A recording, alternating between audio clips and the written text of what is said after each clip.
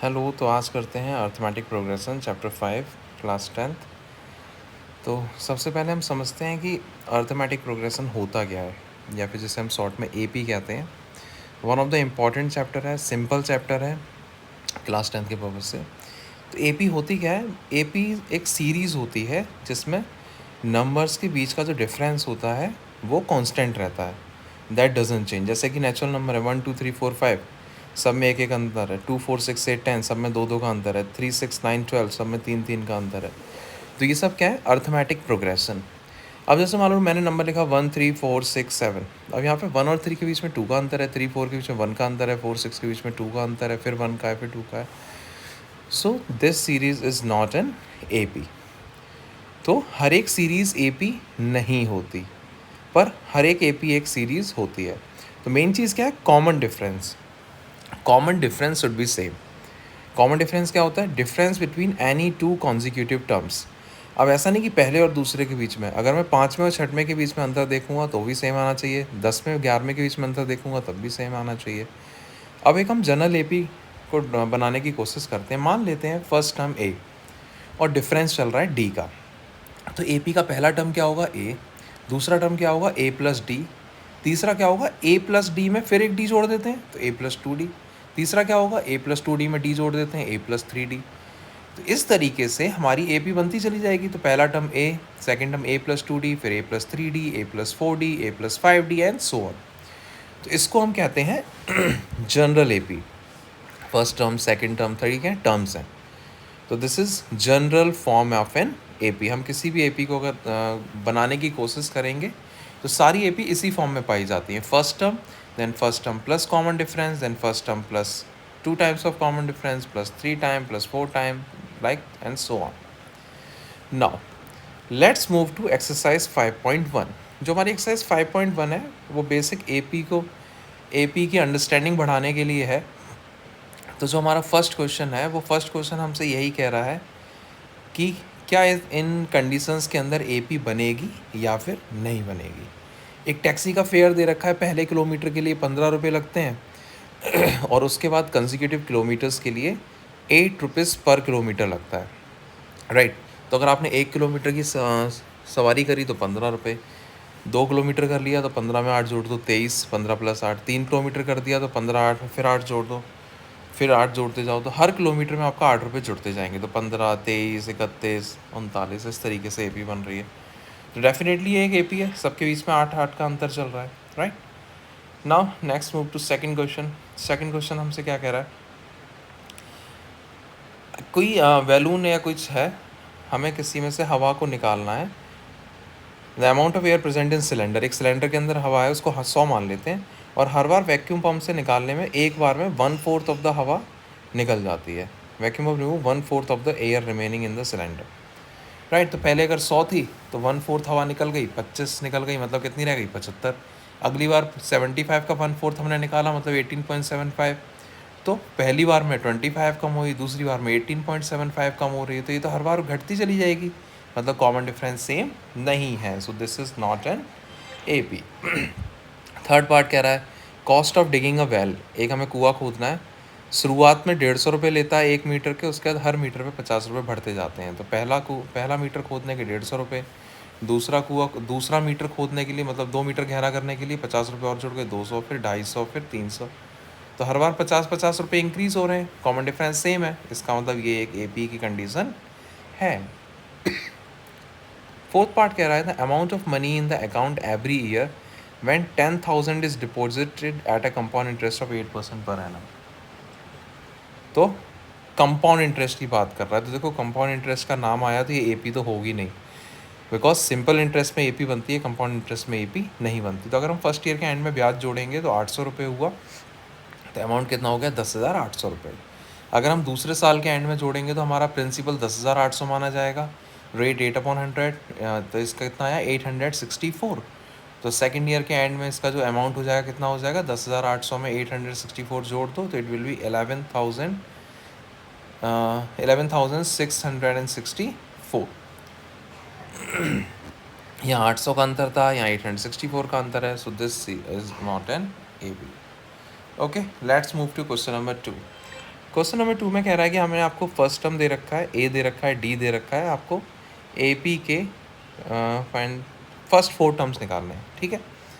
ए हो गया 10, डी हो गया 10, तो पहला टर्म हो गया 10, अगली बार 10 और जोड़ देंगे 20, अगली बार 10 और जोड़ देंगे 30, अगली बार 10 और जोड़ देंगे 40। तो पहले 4 टर्म हमारे क्या हो गए, 10, 20, 30 and 40। Okay, let's move to second question. Second question में ए की वैल्यू -2 है, डी की वैल्यू 0 है, मतलब कॉमन डिफरेंस बढ़ ही नहीं रहा है। तो हर बार टर्म क्या आता रहेगा, -2, -2, -2 एंड -2 करके दिखा दिया यहाँ पे हमने। तो इस ए पी के जो 4 टर्म्स होंगे क्या होंगे, -2, -2, -2 and -2। Okay, let's move to third part में। हमको दे रखा है a is equal to 4 and d is equal to -3। हर बार 3 घटेगा, -3 मीन्स कम होता जाएगा। तो पहला टर्म 4 हो गया, दूसरा टर्म होगा हमारा a प्लस डी। तो हमने 4 में से 3 को घटाते हैं, 4 plus -3 it will be 1, right. Then a plus 2d, a plus 2d करेंगे तो 4 प्लस 2 इंटू -3, तो 4 - 6 that will be equal to -2। a plus 3d करेंगे तो 4 - 9 हो जाएगा, 3 इंटू -3, तो इट विल बी -5। तो हमारे 4 टर्म्स क्या हो गए, 4, 1, -2 एंड -5। फोर्थ पार्ट की बात करते हैं तो हमें a कितना दे रखा है यहाँ पे, a दे रखा है -1, d दे रखा है 1/2। तो a is equal to -1, a plus D कितना हो गया, हर बार 1/2 जोड़ना है। तो -1 से जब हम 1/2 जोड़ेंगे तो कितना आएगा, -1/2। फिर दोबारा हम अगर हम उसमें 1/2 जोड़ेंगे तो कितना हो जाएगा, 0। फिर हम दोबारा 1/2 जोड़ेंगे तो होगा प्लस का 1/2। फिर हम दोबारा 1/2 जोड़ देंगे तो हो जाएगा 1। तो हमें तो 4 ही टर्म पूछे थे, तो -1, -1/2, 0 and 1/2। Let's move to fifth part. Fifth part में a हमको दे रखा है -1.25 एंड d दे रखा है 0.25 माइनस का। तो मतलब हर बार -0.25 घटाना है। तो 1.25 पर तो है ही है -1.25, इसमें जब प्लस 0.25 माइनस करेंगे तो इट विल बी -1.5। फिर हम 0.25 माइनस करेंगे तो इट विल बी -1.75। फिर हम 0.25 माइनस करेंगे तो it will be -1.75, then it will be 2, right. तो हर बार 0.25 घटाते चले जाओ, नंबर लाइन को दिमाग में सोचो और पीछे को बढ़ाते चले जाओ। 1.25 माइनस 0.75 इट विल बी -2। तो 4 टर्म्स क्या हो गए, -1.25, -1.5, -1.75 and -2। So this was our second question. Let's move to question number 3। Question number 3 में हमें कुछ सीरीज़ दे रखी हैं। हमसे पूछा है कि इसमें a बताओ और d बताओ कितना है। तो a क्या होता है, हमेशा फर्स्ट टर्म। d क्या होता है, कोई भी 2 कंसेक्यूटिव टर्म्स को माइनस कर दो, a2 - a1 कर लो, a3 - a2 कर दो, 1 - 3, तो answer will be -2। Second part में हमें AP दे रखी है। AP पहले से गिवन है, तो हमें ये नहीं चेक करना कि उनका कॉमन डिफरेंस सेम है या नहीं। अगर AP उसने बोला है तो डेफिनेटली होगा। a की वैल्यू -5 हो गई, d की वैल्यू -1 में से -5 को माइनस करते हैं तो it will be -1 + 5 and that will be equal to 4। Let's move to third part में हमें क्या AP दे रखी है। थर्ड पार्ट में हमसे कहा है 1/3, 5/3, 9/3 एंड हर बार बढ़ रहा है। देखो डिनोमीटर सेम है, डिनोमीटर बढ़ता है, कितना बढ़ रहा है, 1 + 4 5, 5 + 4 9 मीन्स 4/3। तो इसका जो कॉमन डिफरेंस आएगा दैट विल बी 4/3। इस बार मैंने थर्ड टर्म में से सेकंड टर्म घटा के देख लिया। Fourth question 0.6, 1.7, 2.8, 3.9। तो इसमें a कितना हो गया हमारा, a हो गया 0.6, ओके। d कितना हो गया, 1.7 में से 0.6 घटा दो, that will be 1.1। Okay, let's move to the last question of the exercise. इसमें 15 पार्ट हैं। इसमें हमें करना है which of the following are AP। If they form an AP, find the common difference and write 3 more terms. अगर AP है तो उसके AP के आगे के 3 टर्म और लिखो, कॉमन डिफरेंस बता दो। नहीं है तो उसकी बात वहीं ख़त्म हो जाती है। पहला सीरीज़ कह रहा है 2, 4, 8, 16। 2, 4, 8, 16, इसमें कितना अंतर है, पहले में 2 है, फिर 4 है, फिर 8 है। कॉमन डिफरेंस सेम नहीं हो रहा, therefore this series is not an AP। Let's move to second part में हमें सीरीज़ क्या दे रखी है। सेकंड पार्ट में हमसे कहा गया है 2, 5/2 3 7/2। 5/2 को हम क्या लिख सकते हैं? 2.5। 3 7/2 को लिख सकते हैं 3.5, मतलब आधे आधे का अंतर चल रहा है बेसिकली। तो 5/2 में से 2 घटा के देखते हैं, 2 2 से 4 हो जाएगा, 5 - 4 दैट विल बी 1/2। 3 में से 5/2 घटा के देख लो, 1/2 आ रहा है। 7/2 में से 3 घटा के देख लो, 1/2 आ रहा है, मतलब कॉमन डिफरेंस कितना हो गया? 1/2। तो हमसे अगले 3 टर्म और पूछे थे, नेक्स्ट 3 टर्म्स। लास्ट टर्म क्या है इसका? 7/2। 7/2 में 1/2 जोड़ दो तो it will B 8/2, that is 4। फिर 4 में 1/2 जोड़ दो इट विल बी 9/2। 9/2 में 1/2 जोड़ दो 10/2, दैट इज़ 5। तो हमारे 3 टर्म्स, नेक्स्ट टर्म्स क्या हो गए? 4 हो गया, 9/2 हो गया एंड 5 हो गया। Okay, now let's move to part third. Part third क्या हो रहा है? -1.2, -3.2, -5.2, -7.2। साफ साफ दिख रहा है -2 का अंतर चल रहा है, 2 घटता चल रहा है। ए की वैल्यू -1.2 है, डिफरेंस कितना है? -3.2 में से -1.2 को माइनस करते हैं तो इट विल बी -2।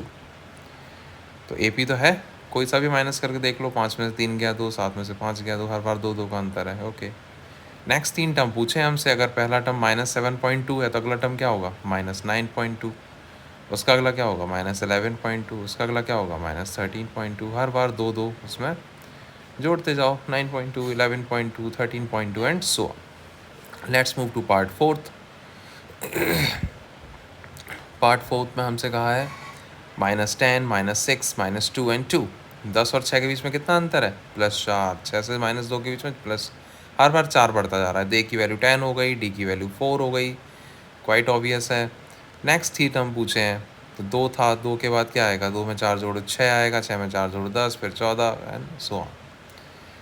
अभी लास्ट क्वेश्चन बहुत ही ईजी है, बेसिकली आपको सिर्फ सीरीज आइडेंटिफाई करनी है, ए पी है या नहीं। फिफ्थ पार्ट पे आते हैं। फिफ्थ पार्ट क्या कह रहा है? 3 + √2, 3 + 2 √2, 3 + 3 √2। तो यहाँ बोलने में हमें समझ में आ रहा है कि हम आप हर बार 1 √2 ऐड करते जा रहे हैं।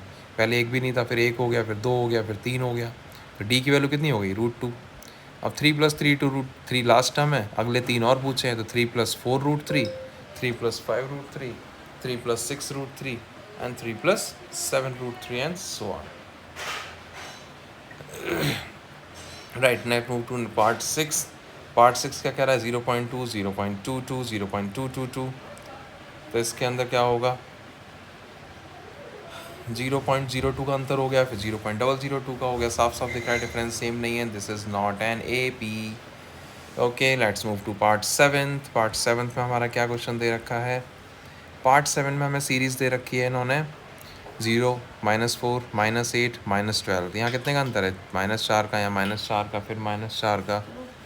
ए की वैल्यू 0 हो गई, डी की वैल्यू -4 हो गई। तो नेक्स्ट 3 टर्म क्या हो जाएंगे? -12 के बाद -16, -20 और -24। Let's move to part 7। Okay, तो नेक्स्ट 8th पार्ट में क्या दे रखा है? 8th पार्ट में हमें सीरीज़ दे रखी है -1/2, -1/2, -1/2 एंड सो ऑन। तो ए की वैल्यू -1/2 हो गई, कॉमन डिफरेंस तो कुछ है ही नहीं, डी की वैल्यू 0 हो गई। तो नेक्स्ट 3 टर्म भी यही हो जाएंगे, -1/2, -1/2 एंड -1/2।